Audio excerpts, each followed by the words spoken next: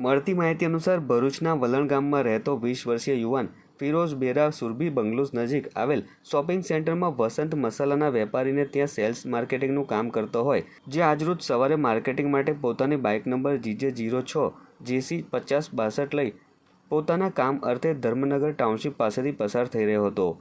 તે દરમિયાન પાછળથી પૂરપાટ ઝડપે ધસી આવેલ ડમ્પર ચાલકે બાઇક સવારને ટક્કર મારતા અકસ્માત સર્જાયો હતો. આ અકસ્માતમાં બાઇક સવાર યુવાનનું ઘટના સ્થળે જ કમકમાટીભર્યું મોત નીપજ્યું હતું. ઘટના બાદ ડમ્પર ચાલક ડમ્પર મૂકીને ફરાર થતાં લોકોના ટોળાએ તેને ઝડપી પાડ્યો હતો અને પોલીસને હવાલે કર્યો હતો. તો બીજી તરફ બનાવ સંદર્ભે C ડિવિઝન પોલીસે ડમ્પર ચાલકની અટકાયત કરી વધુ તપાસ હાથ ધરી છે.